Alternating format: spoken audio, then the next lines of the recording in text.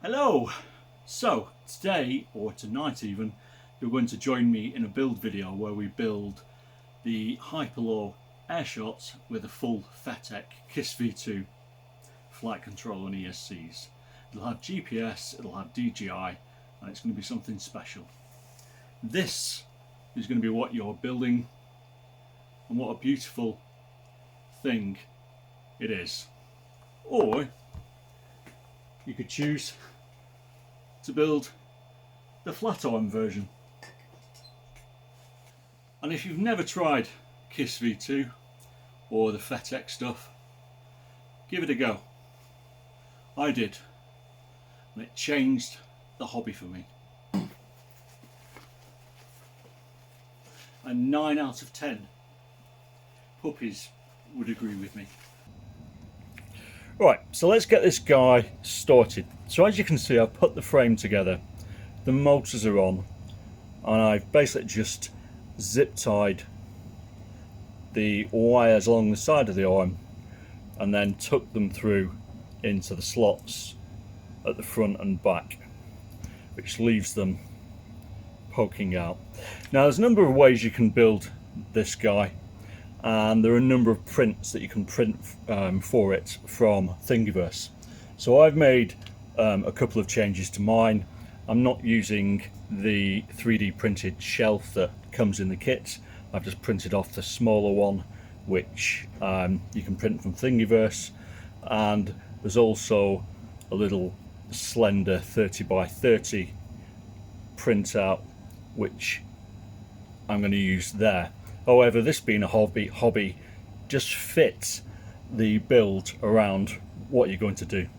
Components wise, going to be using the Fettec 30.5 by 30.5 45 amp ESC, which I haven't used before. If you can't get hold of this one, then by all means use the 20x20 35 amp ESC. But if you can get hold of this one, it'll just give you a little bit more headroom, hopefully. When you purchase your Fettec ESC, make sure you also get the Fettec spike absorber, because we'll be using the spike absorber with the capacitor which comes with the Fettec ESC. We're going to also be using a Fettec flight controller, which I don't have to hand because it hasn't arrived yet, and of course the Caddx Vista. Separately, and it's up to you whether you do this or not, I will be running GPS. The mounts that you can get from Hyperlow is for a Miscellaneous GPS, which I don't have, so I've just quickly cobbled together a little mount on Tinkercad which holds the BN220, which is what I'll be using. I'm using these guys because I've got quite a number of them, and they're sort of £7 from Banggood as opposed to the 20 odd quid which the Miscellaneous one retails at. The Miscellaneous one is probably the better GPS, but because mine's just there as a backup, I'm not really that fussed. We will be using a self-powered buzzer. Now, somewhat foolishly, I ordered this one, which is the Vifly beacon, thinking it was the normal wired version which charges from your battery and will sound if your battery gets disconnected. However, upon arrival I realised it's actually a different design, and this one doesn't need any wiring whatsoever. You basically just charge it up via the USB, turn it on when you're going to fly, and then when the motion sensor detects that you've stopped, i.e. crashed, it will sound. Not massively comfortable with that idea. Great for people who will remember to press the button every time. I'm not one of those people, so I'm going to try and find a working wired version which will look like this, and fingers crossed this one works. These guys have a habit of dying. Basically the battery gets overcharged, or you have them too long and the battery dies, and they don't last a huge amount of time. But if they're working when you take off, they'll be absolutely fine. Other than that, it's just going to be the usual stuff. Clearly this is going to be a Caddx Vista build, so the Vista will be going at the back. You've got a couple of options here. I've printed off from Thingiverse the Caddx Vista holder that Richards designed. Not sure if you can buy that straight from him, but that just sits at the back, and then the design is to use another 4 M3 press nuts, which you can buy from eBay and places like that. But because I haven't got any, I'll be just using M3 flat nuts, and all I'll do is put it on there, pop the nut over the top, and then screw these bottom bolts up and into the nut. And because the nut will be sat in this flexible TPU, it will hold it absolutely fine. So the first thing to do in all of these builds is obviously plan out what's going where. I'm, as I said, using this guy, and I've run the long bolts that come in the kit straight up and into the carbon. I am not using the soft mounts which you're supposed to use, which go into these holes, and the reason for that is twofold. One, KISS doesn't need to be soft mounted, and two, if you use those soft mounts, I find it gives a little bit too much movement in the stack, and I'd rather have solid mounts here, and then what I'll do later on is just cut them in half and pop a couple underneath the flight controller. ESC wise, all I'm going to do is mount the ESC like so. I'm not bothered about its orientation, which way it goes at this stage. All I know is it's going to go this way around, because there's enough room for the connector in this cutout on the frame here, and when I'm building I always try and sort of save as much space as possible, because it's always nice to have tons of space at the top for your battery pad. So I'm going to mount it this way around. ESCs are designed to go this way, however I think that's a rubbish way of doing it, and I would rather have my motor wires inside the frame than sort of poking around outside here. So we're going to solder along here, attach the motor wires, attach an XT60 out of there, and then we'll move on to the next stage. I should also note I'm going to be using Crossfire in this build to go along with my Tango 2.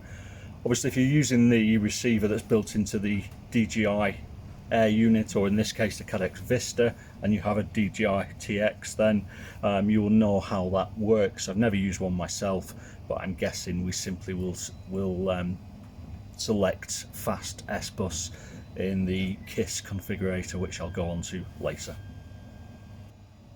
Right, so first thing I'm going to do is, as I said, I've just loosened the back bolt here. I'm going to press one of these M3 nuts into this mount as hard as I can, try and get it straight, and then I'm going to screw this screw as hard as I can into it, which will hold the mount in place, and I'm going to do that 4 times for all of them. First thing I'm going to do is create an XT60, and I'm using one of these guys that comes with a little cap that seals it across, which means that I don't have to faff around using heat shrink.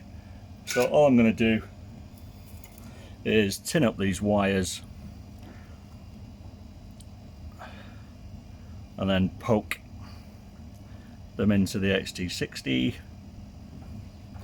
That's one.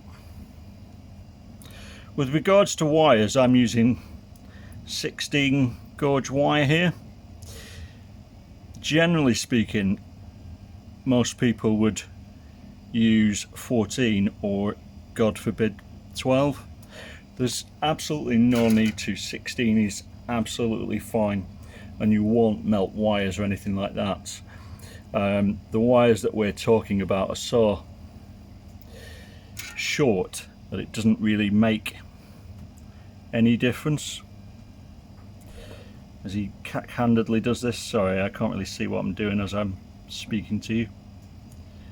So I'm just pressing the solder iron, making sure it's nice and hot.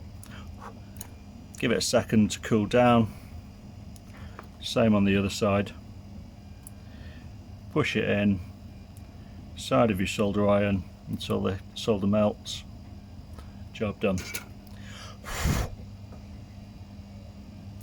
and then we'll just shove this little cap over the top. Try not to burn my fingers as I do it because it's still hot. There, and we have an XT60, which is roughly sort of 10 centimeters end to end. And I'm just going to take my frame, and in this case I am going to solder the XT60 to what will be the bottom of this ESC, so the opposite side of what will be facing up. And if you look, I've simply attached the bolts with M3 nylon nuts, and that gives me plenty of space when I put that ESC on. So I'm just going to flip it over and we'll start tinning it up, and we'll leave it on the frame as it makes life easier while we're doing this. I'm going to take this connector out just so I don't melt it by accident. And this is 6337 solder. 6040 is also fine as long as it's lead tin mix. 2% flux is the stuff you want. So I'm just going to get a generous blob of solder on these pads, which have got this big hole in them. And then I'm just going to again tin up the other side of this XT60. Right, I've tinned up my XT60. With an XT60 the flat end is positive, the round end is negative. So on this ESC upside down, the left is the minus and the right is the positive. Obviously we've got the connector on top. I'm just going to grip them in my tweezers. I'm going to get my soldering iron, make sure it's got a nice bit of solder on the tip and it's nice and wet. I'm just going to basically sit that guy on there and just keep dabbing until the solder melts around it. That's two. Right, that's fine. And then I'm going to turn this guy over and double check I'm still okay for space underneath, and it's not touching the carbon, which it isn't. As you can see, both the connector and the solder are nicely away. And the reason I've done it this way is I want these pads free for basically the capacitor, and rather than raising the whole stack to make room for the wires that I'm going to use to extend this guy out, I'd rather get the stack as low and then run the wires across this way. Again, personal decision, whichever way you want to do it is fine. God damn it, it's windy. I'll be surprised if you can hear anything on this video. Right, so now I've done that, I'm going to tin up the rest of the pads. If you look at the Fettec ESC, you'll notice that there are pads either side, and they're basically for capacitors. So you can essentially just poke your capacitor through the little tiny pinholes. However, we can't really do that because I don't want my capacitor sort of poking out like so and getting knocked off every time we clip a bush. I want everything nicely contained within this frame if I can. The other way you can do it, if you want to be clever, is just make a little 3D printed mount for your capacitor on the bottom of the frame, which I actually did on one of mine, but I haven't got it to hand. But I'm going to keep this simple because obviously people who are watching this may be new. So as I said, I'm just going to quickly tin up the pads that I want. So I'm going to apply some more solder to these top pads. This solder's a little bit thin. I think it's 0.8 and I much prefer 1mm. It takes forever to get any solder on this bloody thing. So that's for my capacitor wires.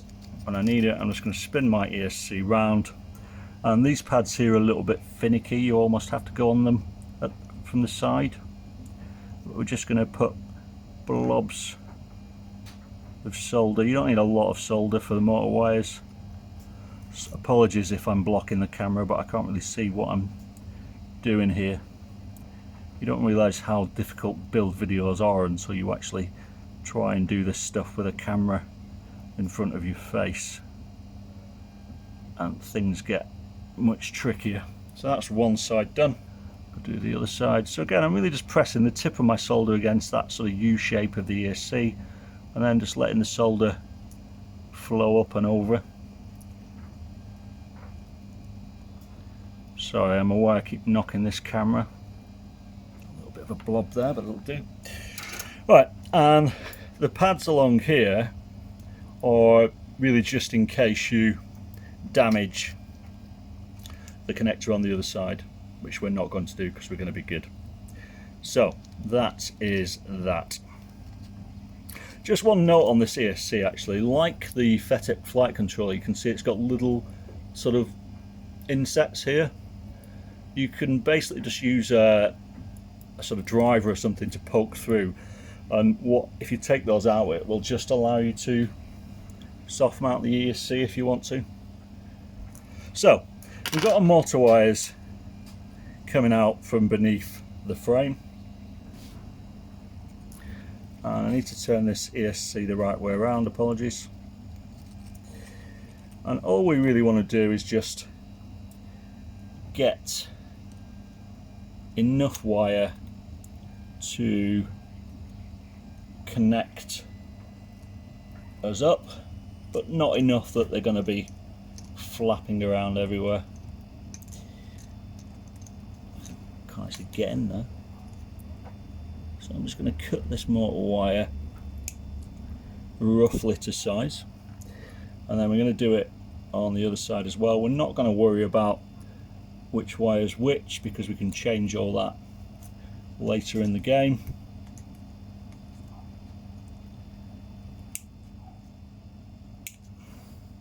But just don't be too precise, because if you mess it up it's a pain in the backside to lengthen motor wire. Right, so that's that. Got nice short wires, and then all I'm going to do is basically just take the jacket off each of them. Get this ESC out of the way. Just going to take the jacket off each of them, so I've got a little bit of free space, like so. Do it with your fingers if you want, and then I'll tin these ends up, which basically just means applying a little bit of solder.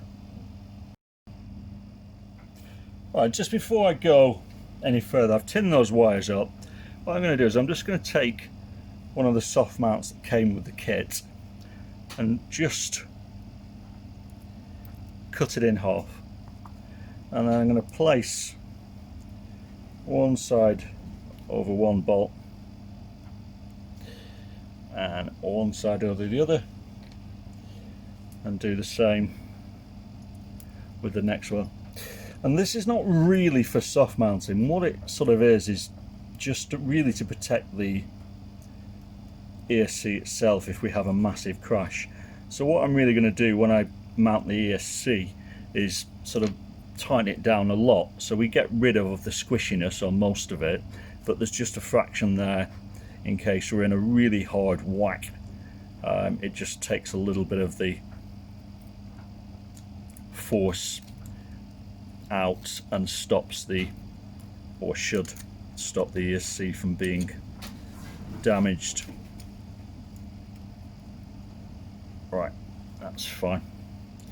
I'm just going to take my wires, if I've got them all, which I haven't, I'm missing one there, fold them back, shove that on there like so. I'm just going to again get my soldering iron, take one of these wires, bend it over to roughly where I want it, line it up, again just apply a little bit of heat to squish it down, and then we'll do the same with the next 11. Right, so I've soldered all of the wires on.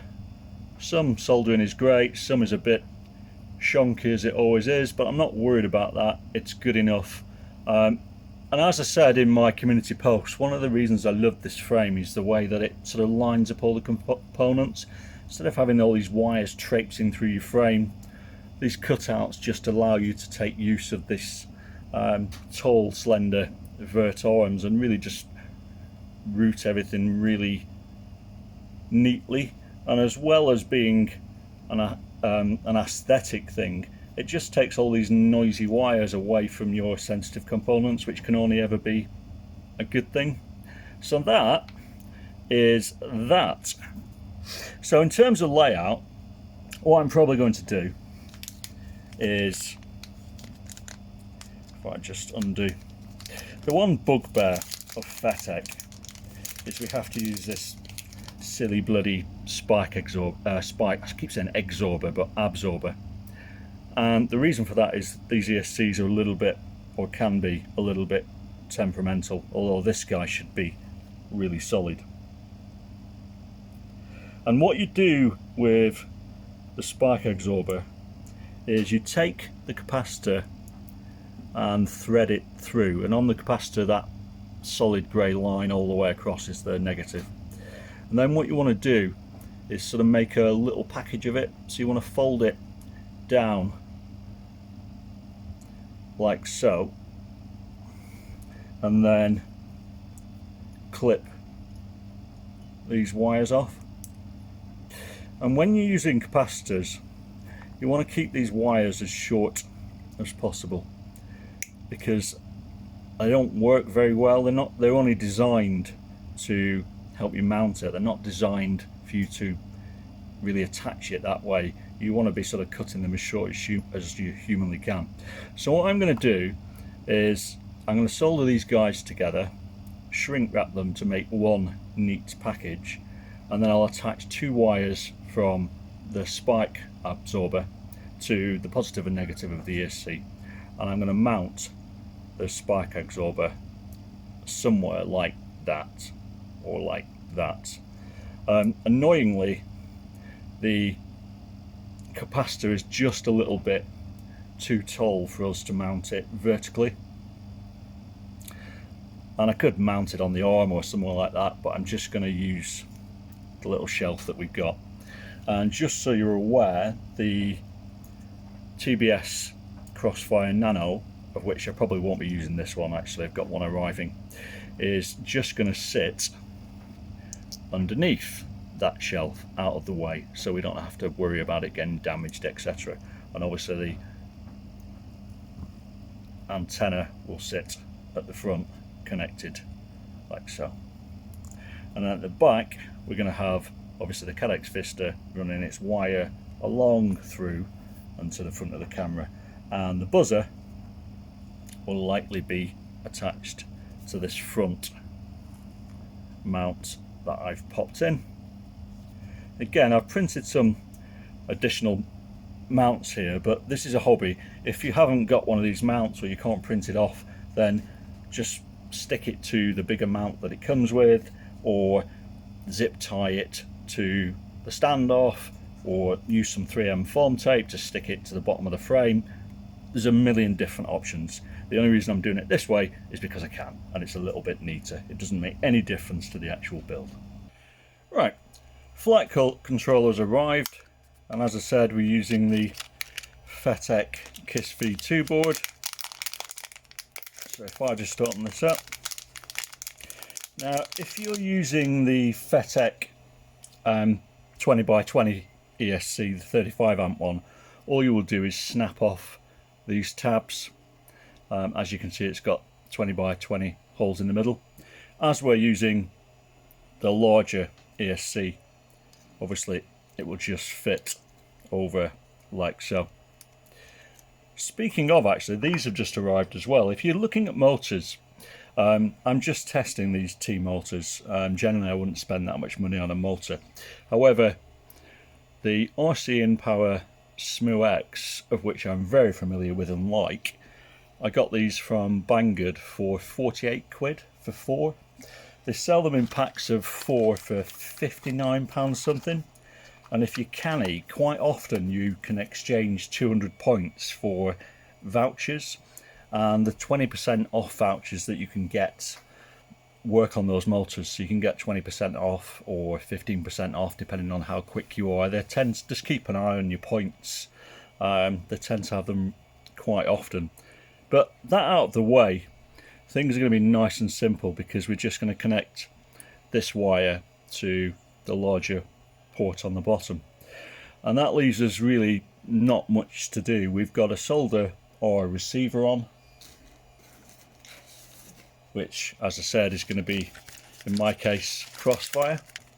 You can direct mount Crossfire, the Crossfire Nano, directly onto this board, but I don't recommend you do that on a freestyle build. There's no reason to, and mounting Crossfire, which is very noisy, onto the most sensitive part of your flight controller, to me seems like a really bad idea.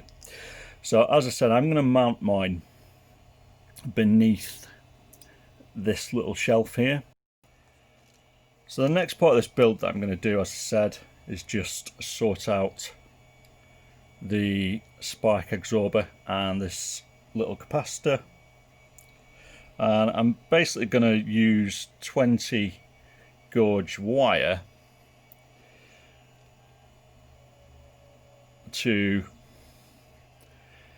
run from the capacitor to the ESC battery pads, plus and minus, spike absorber and the cap. The spike absorber obviously makes a little flat surface, and I'm just simply going to attach it in here on that little shelf like so, or should I say like so. We want to keep the wire we're using to attach it as short as possible, because the longer it is, the less benefit we'll get from the capacitor. And so again, get my wire, strip off a little bit of the jacket so I can see what I'm doing, and again I'm just going to apply a little bit of solder to the end of these, tin it up, and then I'm going to apply a little bit of solder to either of these terminals 1 and 2, and a little tiny bit just on the opposite side and the legs, just to strengthen up that. And here you have the finished product. So again, grey stripe negative goes to the negative pad, positive to the positive pad. I've basically just added blobs of solder either side and heated it up, and then attached my wires.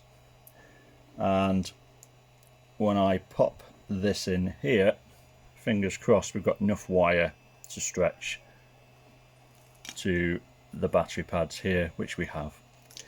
All I'm going to do now is use a little bit of heat shrink, 25mm wide, so you want that sort of size there or thereabouts. Just cut a little strip of it,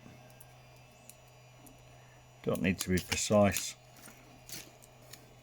Stick it over your capacitor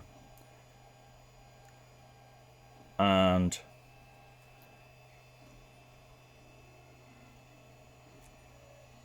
spike absorber. That's a little bit short actually, but it'll do the job.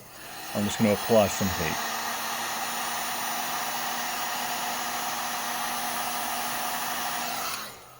And all that's doing is just protecting the two of them. As I said, that's a little bit short to be honest with you, but it'll do the job. And what I'm going to do actually is just dab my soldering iron on these wires just so they don't sort of poke out vertically as much.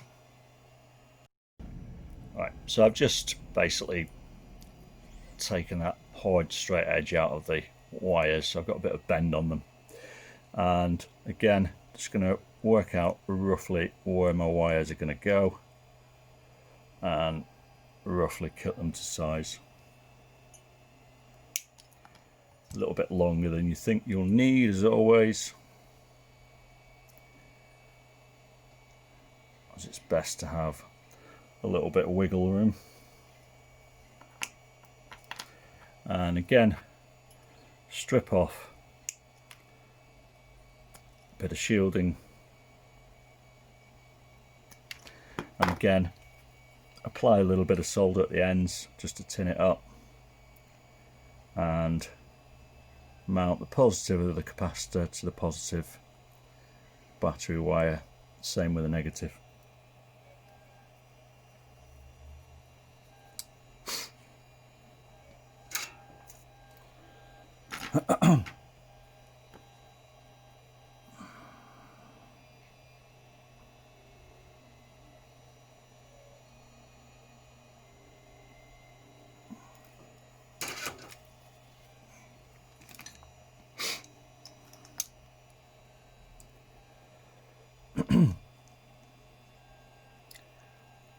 I'm just going to bend the end of that wire around, attach it to the pad. Make sure you've got a little bit of solder on the edge of your soldering iron just to wet it up, and just melt it into place. That's one. Got a really itchy nose, I don't know why, but it's driving me up the wall. I've got to say, doing a build video absolutely takes all the fun out of building quads, which I love to do. So if this is useful for you, please say thank you, because this is not fun to do. As I literally cannot see anything that I'm doing. There, done. Right, so there we have it. Not the best soldering I've ever done, but it doesn't have to be, it'll do the job. And I've twisted these wires. Again, not a good idea to twist your capacitor wires, but in this case I've done it just because it keeps them nice and flat and they're not going to flap around and disturb the flight controller. And that capacitor is literally just going to be sat there and held in place with one zip tie. So this brings us on to Crossfire, which is next. So all we're going to do again is get our little tiny Crossfire receiver, and we want to use the 4 pads at the end, so we're just going to apply a dab of solder to each of these 4 pads. And I seem to have a mental block when it comes to Crossfire, and I can never ever remember which of these bloody pads is which is really annoying. Right, so if we look at our Crossfire, and find my tweezers, the pinout for it, so you've got your antenna connector there, top pin is ground, second one down is positive, which we'll call red, next one is TX, and the one below that is RX. And when you're building, your TX will always go to the RX on your flight controller, and the RX will always go to the TX on the flight controller. And if you get the RX and TX the wrong way around, don't worry about it. It's nothing's going to blow up. It just means that your Crossfire receiver won't work, and you'll have to swap them around again. If you want to make life easy for yourself, on the bottom of the flight controller, this little 4-pin connector here is actually for Crossfire. So you could basically just wire up your Crossfire and then plug it into this connector here. I'm not going to do. I'm not a massive fan of connectors, and I don't know if I've got a 4-pin one hanging around, but regardless, I'm going to solder as it's easier. So we've got negative, positive, and in this case TX is yellow and RX is white. And again, I'm just going to take my heat shrink, work out roughly how much I want, snip it off, and again just use a little bit of heat to shrink it, or a lighter or a match if you haven't got a heat gun. Doesn't really matter as long as you get some heat to it. Hairdryer will do the job just as well. I'm just going to put that in there for now. I'm going to take my quad, move this capacitor out of the way, and lift. Sorry, I'm wiggling the camera. I'm just going to lift this little shelf out of the way, and you can see that the front of the shelf goes over the screws from this press nut, and the back obviously goes over the standoffs. So all I'm going to do is get my antenna, which is annoyingly pointing the wrong way, clip it on,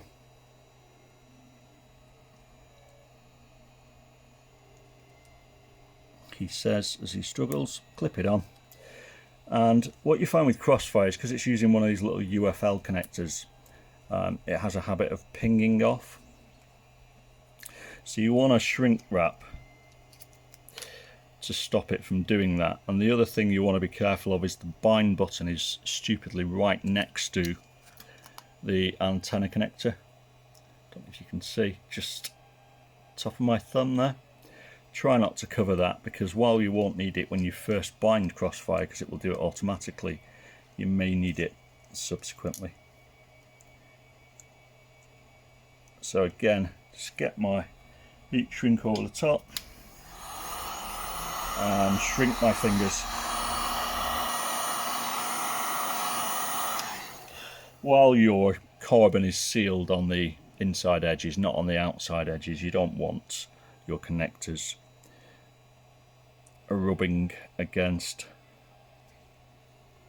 the carbon. So I'm going to twist these wires, which just helps clear up the signal, stops them flapping around, and then basically I just need to work out how my Crossfire is going to go, which in this case it'll have to go that way around, because I don't really want to twist this wire too much here. Or maybe could it go that way? Yeah, I'm going to do it that way. And I'm just going to tuck the wire to the side and get a little bit of 3M foam tape, which is the god of quad stuff. Cut myself 2 little strips. I'm going to plonk one above the receiver and one below. And the reason why I'm doing that, if I find my component shelf, which I've lost, the reason why I'm doing that is it'll just sandwich nicely against the base of the frame and this component shelf, so it doesn't matter how hard I hit something, it's not going anywhere. Just going to move off camera a second while I just line this up. There, so it's nicely hidden out of the way, it's nicely sandwiched between that little plate, and I'll just shove it down, and that ain't going anywhere. They really do clip into place really well. These be the same if you're using the one that comes with the kit. You just have a little bit more room to play with, and that gives us our loose Crossfire wires. Now, the flight controller has obviously a big arrow, so it should go this way around. However, because we're using DJI, The majority of the wiring, or really the only wiring we've got, is from the DJI, or should I say Caddx Vista, to the flight controller, and the receiver to the flight controller again. The only other thing we've really got to add to that equation is obviously GPS if you choose to use it, and the buzzer. So rather than being dictated by which way this arrow goes, what we want to do is really just look at the pads and see what is where, because these flight controllers are designed with an analog setup in mind. So you would have a VTX here and an analog camera, and then everything would feed back to front. So quite often it's better to run them back to front, but I'll have a look at this one and we'll see. Right, if we look at our flight controller with its arrow forward, the connector on the top of the board is serial 1 or UART1 if you're from Betaflight, and that's going to be the connector that we're using for GPS if you choose to use it. If you flip the board over, the biggest pad on the left, or sorry, the biggest connector on the left is for the ESC. The one directly opposite is serial 3 or UART3, which is what we're going to be using to connect DJI. So because the majority of the connectors in the middle of the board nicely, we need to sort of concentrate on our wiring based upon where we're going to be soldering to the board. And as I said, we're going to be soldering Crossfire and a buzzer, and both the Crossfire connections and the buzzer connections are on the back of the board. So it's no point us putting the board in its correct direction and then trailing wiring all the way to the back of it. We're just going to spin it around and put it like so, so the arrow is facing backwards. And then when we're in the KISS configurator later, we will just change the yaw axis by 180 degrees, which will tell it that we're running the flight controller backwards, and everything will still work as normal. At this stage we've got a flappy capacitor and nothing is wired in. What you want to do at this stage is just stop. Don't do anything else until you check that everything is working. This is Fettec and KISS, and as wonderful as it is, if you get a flaky board or a flaky ESC, you want to know now. You do this in two ways. One, invest in a multimeter and put it onto the continuity setting, which is here on mine. And if you have a short, it will beep. So we'll first of all check for a short by applying it to the XT60, and there's no beeping. Do it the other way around, and that single short beep you heard was just the ESC and capacitor charging. That's absolutely fine as well. We'll do the same here just in case. Doesn't harm to be extra careful. So we've got no shorts there. And then what we're going to do with nothing else plugged in is take a smoke stopper, and this isn't a particularly good one, you're better with a proper bulb one, but this is what I use. It's got a little fuse in the middle of it, and if we plug one end in to the ESC and the other end into a battery, if there's a short, the green light, which will come on normally, would turn off. So the green light is solid, and you can see the 4 blue LEDs, which are pretty fancy actually, I haven't seen those before, flashing on the ESC, so we're all good there. Then we're going to do the same and connect the connector to the flight controller like so. Pop it on any which way and repeat the exercise.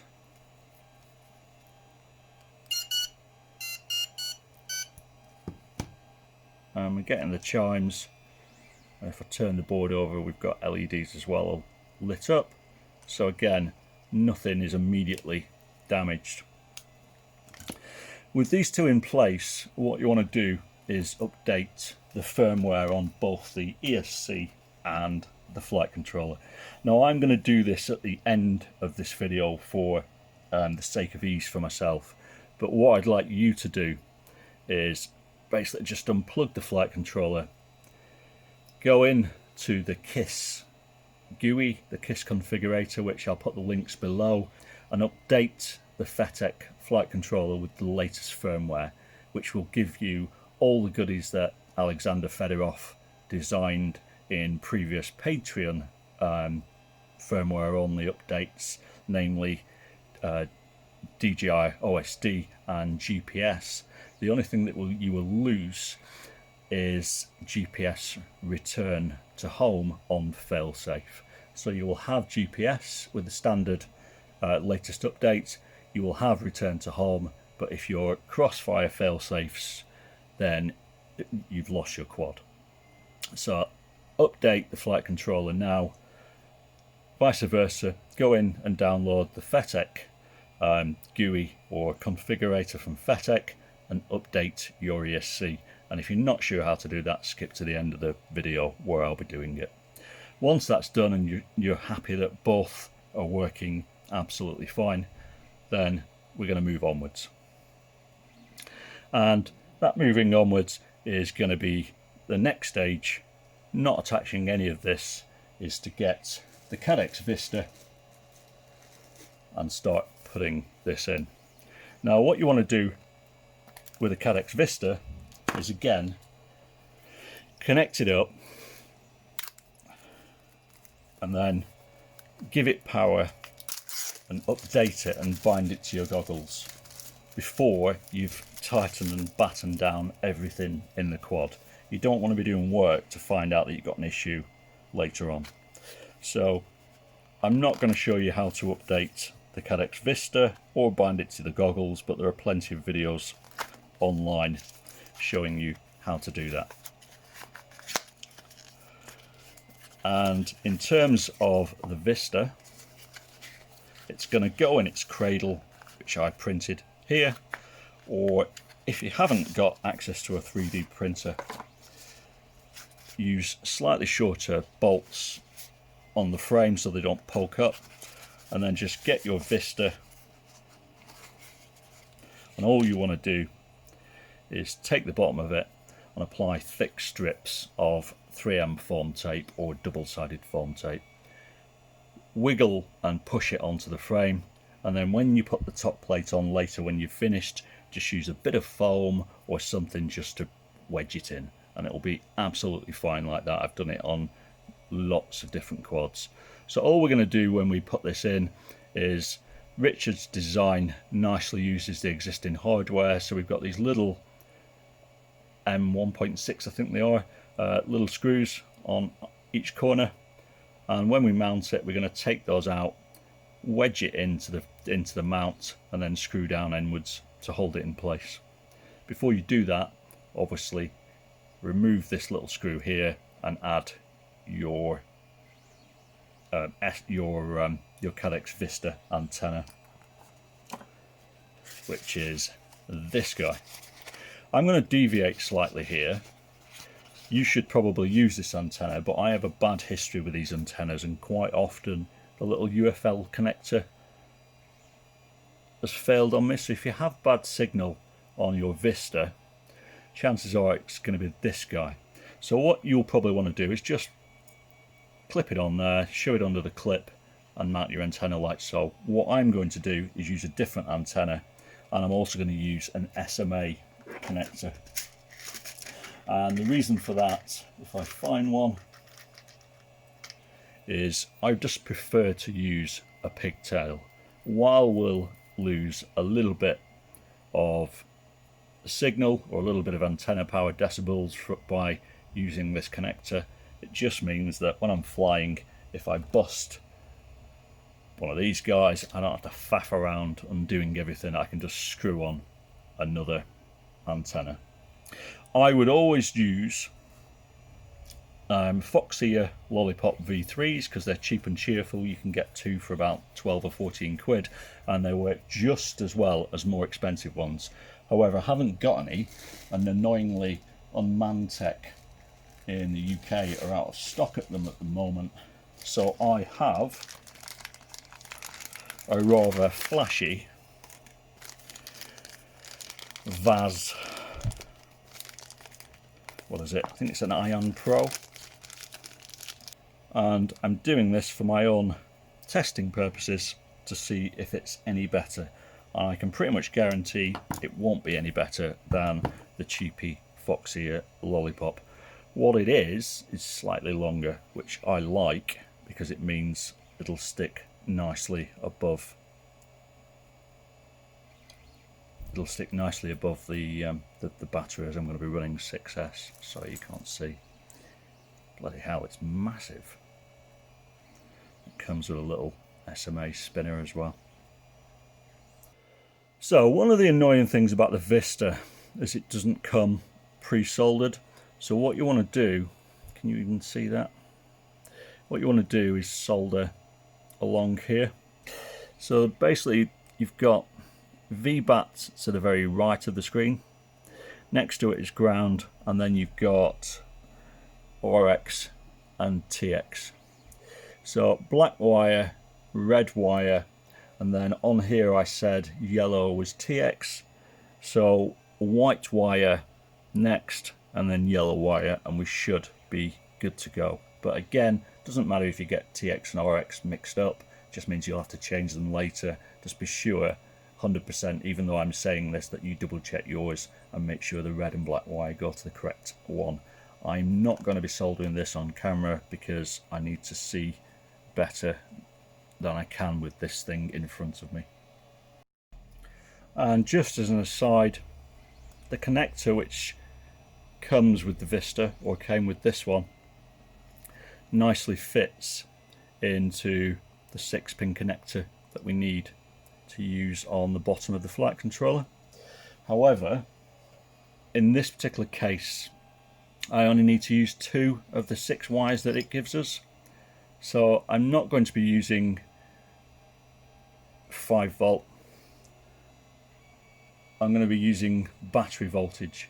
And rather than take the battery voltage from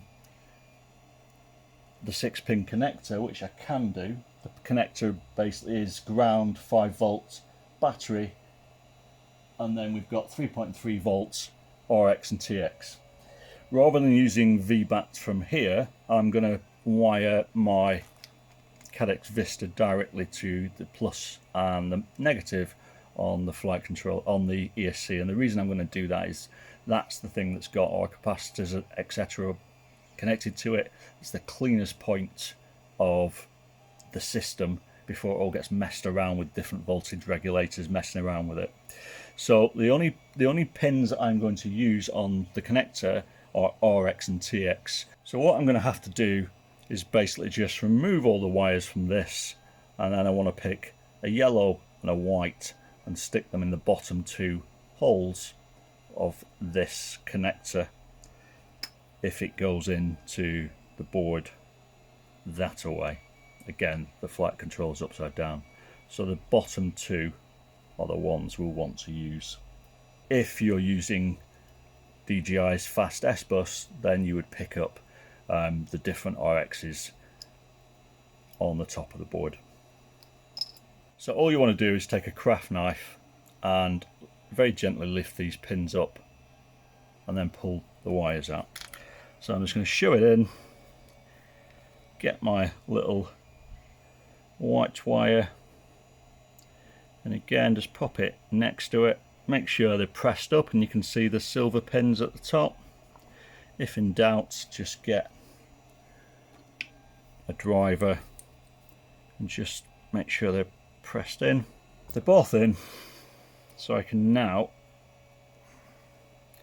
just make sure that they're going to be the right length when this flight controller goes on, which we said was going to go that way. So yeah, so we're fine for length. And again, excuse me, just want to twist these wires. You'll notice if you're using Richards 3D printed mount, that's got a little nice little wire guide beneath it, long enough. Yeah, that's pretty perfect, don't even have to change that. And then again, I'm going to use the black and the red, which will also be long enough to attach to the ESC. So just going to solder those to the back of the Caddx Vista. Right, so I've soldered my wires on. If we look at it with the USB facing upwards, we've got red, black, and then we've got white and yellow. And if I flip to my flight controller, because I've already forgotten which one is which, the white is TX and the yellow is RX. So the white being TX has gone to the RX on the Vista, and the yellow has gone to the TX into the little slot that Richard has kindly provided us with. So all we're going to do now is take these screws out the top with a 1.5mm driver. Just be careful when you take the one out with the antenna connector that you don't drop or lose the antenna connector. Been there, done that, got the t-shirt. I'm going to connect the SMA extender.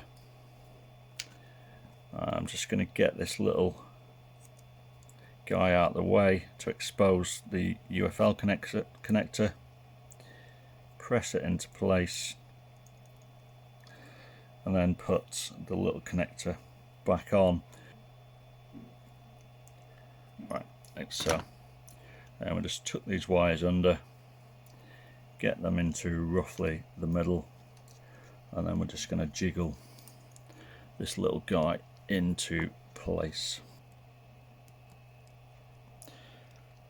If you feel I'm being a bit rough with it, don't worry about it. The Vista is really a tough little thing, which you'll know if you've ever stripped one.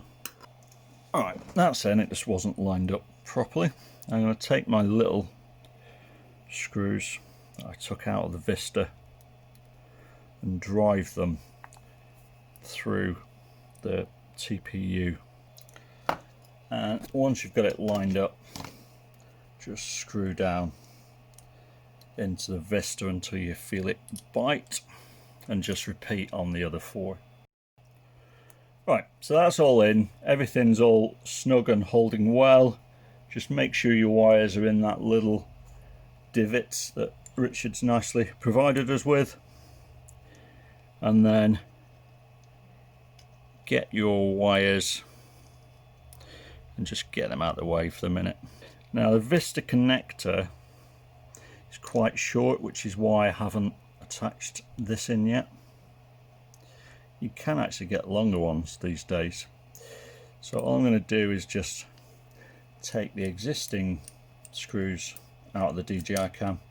The later Airshots, by the way, have, I should say, the later design of this front mount. The TPU pieces for the Crossfire antenna are a little bit longer to push it further away from the carbon, so don't be surprised in another part of this video if they suddenly appear. It's because I've basically just updated them, but either or, doesn't matter.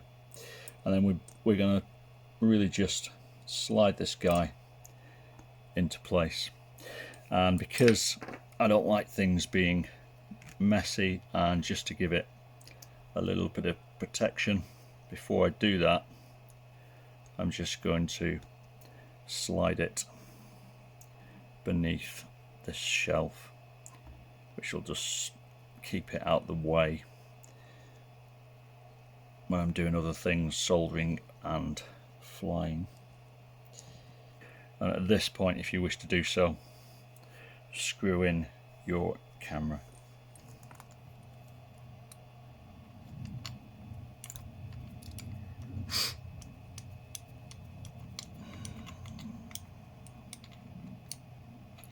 And I'm not using little washers on my screws here, which I would have done, simply because this mount is nice and chunky, so the TPU isn't really ever going to break, or not enough of a chance for it to break to annoy me. There. And the mount of this guy has been really designed to run at a very low camera angle, maybe 20 degrees. Obviously shove it at whatever you prefer to fly at. Now that's in place, the only thing we've really got left to do is just solder everything together. Right, the Vista, unlike the full-size Air unit, is rated for 6S, whereas the Air unit is rated for 4S.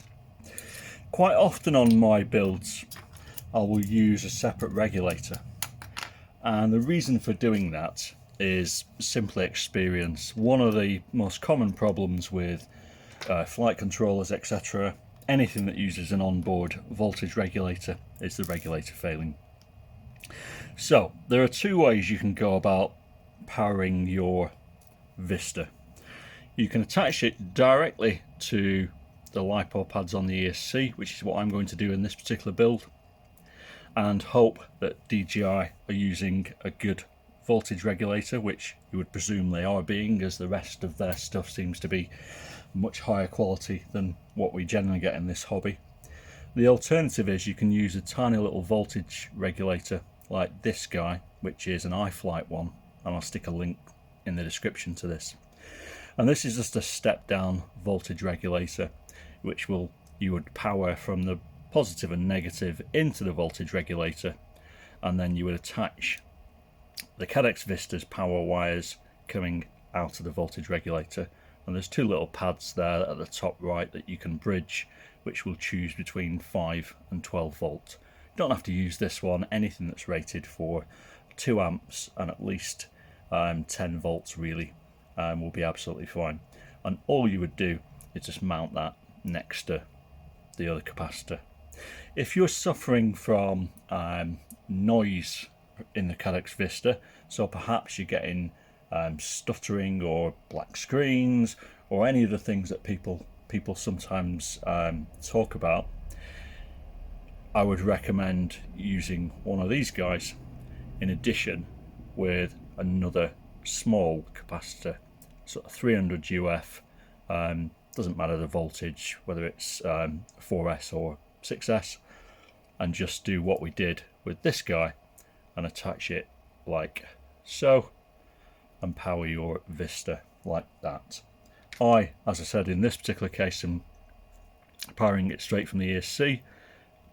One, because I think given the spike absorber will be fine, and two, curiosity really. It's just a bit more knowledge, but if you're cautious, use a separate regulator is my advice. Same as it would be for the full-size Air unit. If you were running 6S, you would do exactly the same. So all we're going to do is solder the red wire to the plus on the left and the black wire to the negative on the right. So again, tin your wires up.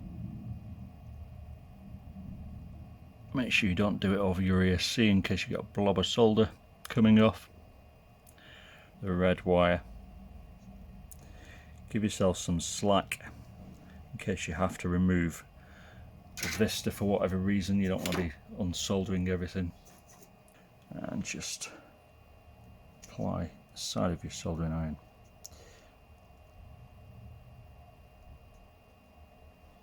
Until it melts down into that ESC blob. Do the same on the other side. That doesn't have to be pretty. Again, it just needs to hold and do the job. And then we'll just get my tweezers, just flatten out that wire a little bit, like so. There. So our Vista is now powered up. At this stage, stop what you're doing, update your Vista, bind it to your goggles, make sure everything is working, and of course make sure you've got an antenna connected to it before you do so. Alright, I've just updated my Vista to the latest version. Everything is working hunky-dory. I've tested it without, obviously, the RX and TX wires, so I've got no on-screen display yet, but I'm confirmed that it's bound to my goggles and everything is all okay. If you struggle updating it and you're in really hot climates, sometimes you'll have to blow on it or stick a fan on it because it overheats. Vice versa, if you have trouble updating, just use an earlier version and then reflash it to the latest version, and you should be absolutely fine. And don't forget to add the nano file to the root directory of the Vista if you want to unlock the 700 or 1200 milliwatts of power. I've been at work all day and I'm very tired. Out of interest, has anybody seen the new Wonder Woman trailer? She appears to be using her lasso on a bolt of lightning, which is new to me. Anyway, I've quickly printed out a grey GPS mount, and my BN220 is inside it, and this is just one, as I said, I've bodged together from Richards' original design, which used the Matec. The wires that you get with the BN220 are these horrible plasticky ones which break and melt. Feel free to use them, they'll be absolutely fine, but in my case I've got a bag of wires and a bag of connectors, so I've just connected everything up. And if we look at the flight controller, if you get this in focus, we're looking at the top of the flight controller here with the arrow upwards. We've got ground, 5 volts, and then we've got 2 spaces, and then we've got RX, and the green one, sorry, the green one is TX. And on the opposite side, again, come on camera, get in focus, there's the pin side. We've got, I'll turn it over actually, we've got positive on one side, we've got negative on the opposite side, and then I've connected, as before, TX to RX and RX to TX, and that will plug straight into the GPS. If you are using the Matec GPS as per Richards' design, then obviously just swap the wires around as needed. The BN220 I know works with KISS firmware, as does the BN180, as does the BN880. I've never used the Matec one, so I couldn't comment on that. I don't see why it wouldn't work, but I've never tested it myself to find out. Right, the back of the Hyperlow has a number of options that you can choose. This mount is one of them, which, as you can see, the bolts slide through those cutouts and secure it in place. You've got the long tail, which you can use if you wanted to, like so, if you are using a normal VTX and an SMA connector, or you've got this little shorty one which you can use with a middle standoff, which I think would be really nice to use, but I need to jerry rig a revised mount to use it. I think it'd be nice to run that middle standoff. Having said that, although these standoffs are quite wide, and I'm not massively concerned about splitting this top plate, because I never did in the years that I flew my Hyperlow CG, which is only marginally narrower. I am going to try and get my friend Mark, who's a 3D designer, to try and sort out a mount so I can use that. So all I'm going to do is slide my, well, actually I'm not going to do that, get that back out again. All I'm going to do is slide, will that fit through there? Slide this connector up and back through again, get my tweezers, and then plug it back in like so.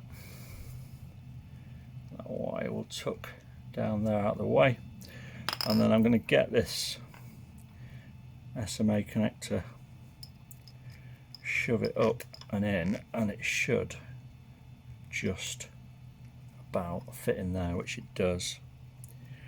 And then I'll get the washer and a little nut and screw it down, and then just tighten it up a bit so it doesn't spin.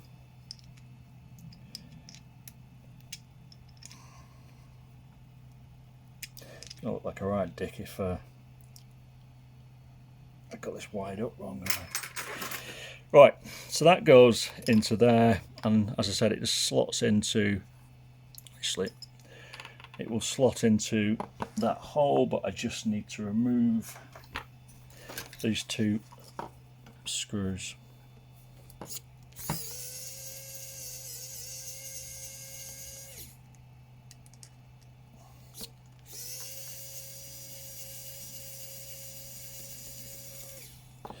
And with those out of the way, this mount will slot in that,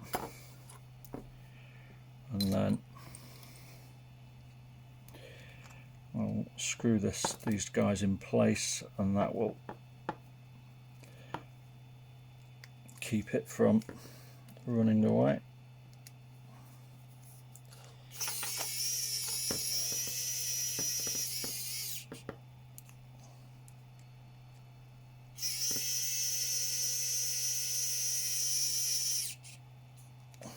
That, and we've got this little hole here, and what we'll do towards the end is just get a screw down through this hole here, a little nut on the other side through there, and Bob's your uncle. Kind of wish I hadn't bought this ginormous bell end of an antenna, but it's what I have. I say, this SMA spinner is absolutely crap. What's the point of it if it doesn't stay on? It just rattles around at the bottom. Hey ho, I'll sort that out later. Right, so we've got GPS wired up. We need to plug in, obviously, our Caddx Vista. So what we're going to do is just move these wires out the way. Which way? I said I was going to put it that way, so we're going to have a bit of slack, but I'd rather slack than not enough. Let's just tighten this guy up a little bit,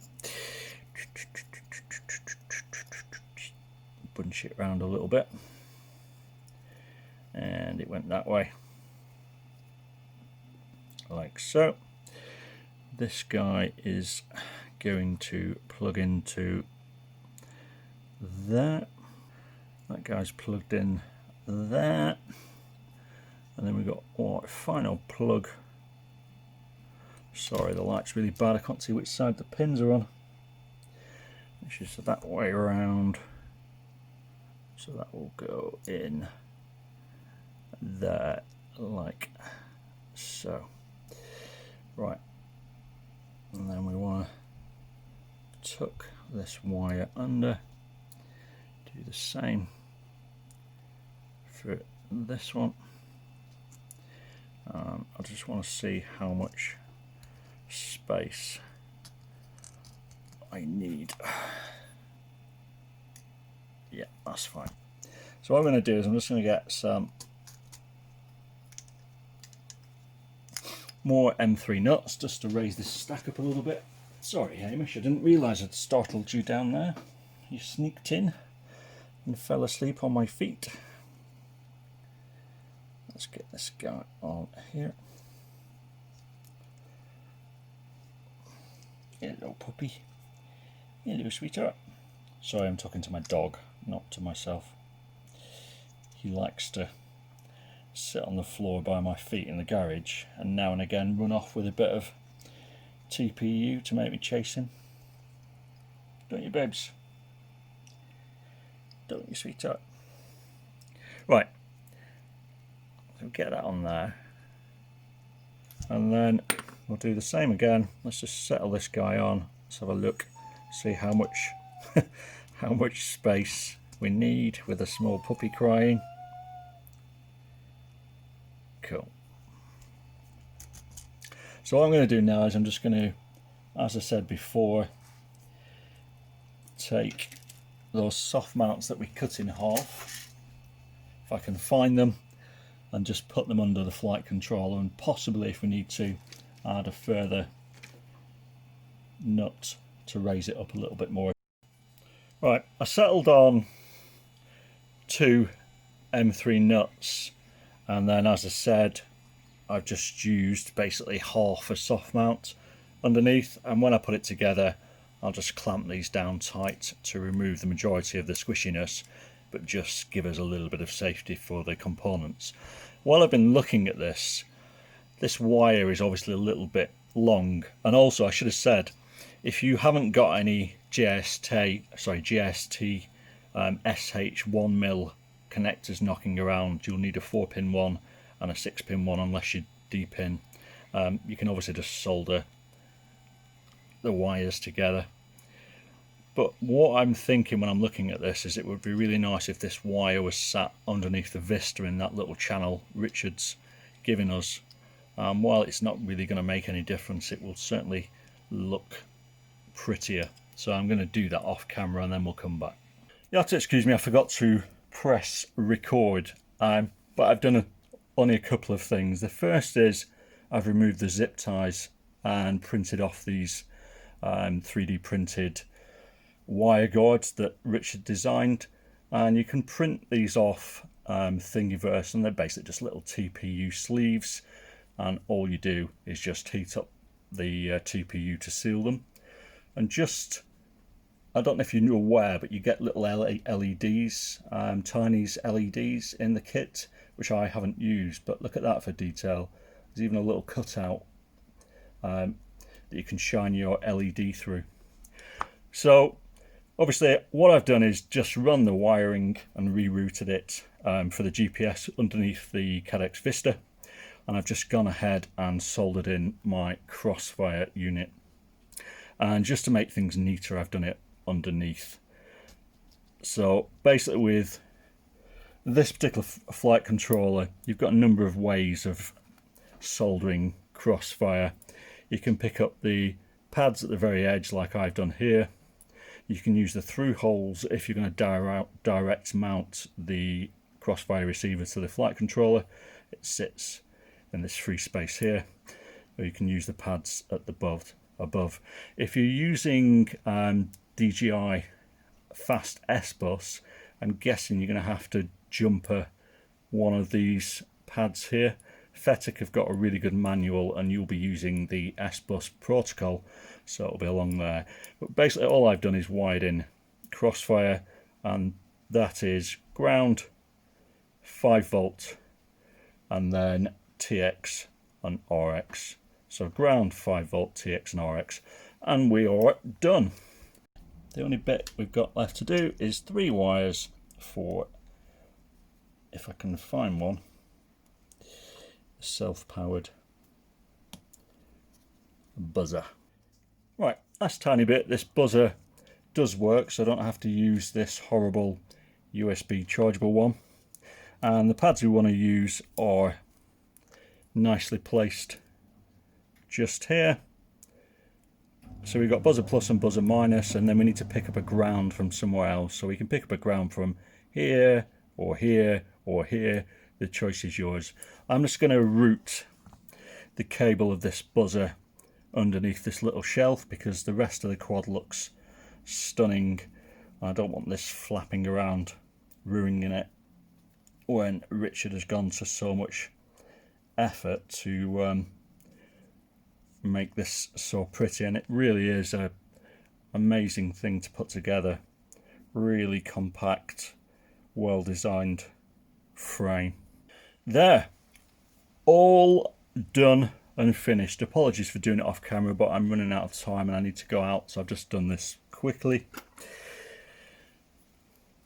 Buzzer connected here, powered by the battery when we plug it in. Obviously when the battery is disconnected or we sound it via the TX, the buzzer will sound very loudly.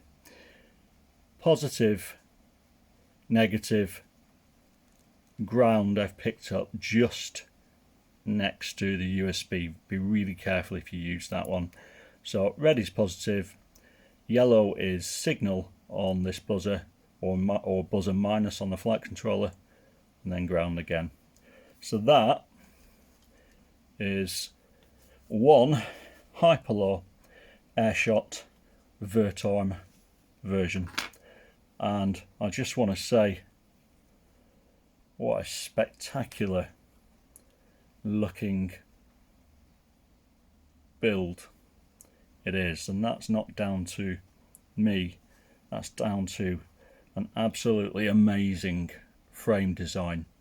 If you choose to run your Airshot, with the front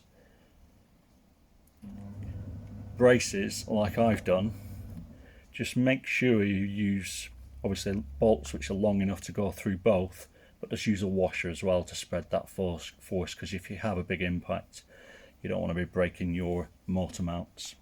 And the only thing left to do on this guy for me is just to print the longer antenna mount. Sadly, as per my review, mine doesn't have the rather lovely battery pad, but of course I'll just make one. And then all we need to do to finish this guy off, which I'm not going to do on camera, is, as I said, just run a screw down into this TPU and then use a nut, preferably a self-locking nut, on the bottom of it. And that is it. I'm going to cut this video off here. I was planning to do the setup in the same video, but it's just getting too long, and the amount of editing I'm going to have to do is going to be huge. So I'm going to check this guy, make sure everything's hunky-dory, and then in the next video I'll take you quickly through flashing the ESC, updating the flight controller and setting it up, and I'll also give you a set of PIDs which will make this guy fly nicely and give you a really good solid starting point if this is your first Fettec KISS V2 build. Thanks to everybody who's stayed with me this long. Thanks to Richard at Hyperlow for sending me this stunning frame. I have built the flat iron version, but there's a number of things that I've learnt off this one which I'm going to transfer across, and I'm going to make some of these little TPU guards for it as well. I'm going to upload as many of the files, or point you to as many of the files as you need in the description. And of course, when it comes to mounts, you can choose obviously Richards mount like so, any of the existing Hyperlow mounts, or my friend Mark made me this rather beautiful Hero 8 mount with an ND filter slot, which obviously will fit on the front of the quad like so. And I've sent this off to Richard. If he doesn't upload it, then I'll upload it myself. I just need to create a Thingiverse mount. But yeah, thanks for designing this, Mark. It's absolutely fantastic, and as I said, it just takes the cheap TBS glass ND filters, which are the ones I prefer to use. So many thanks for watching this video.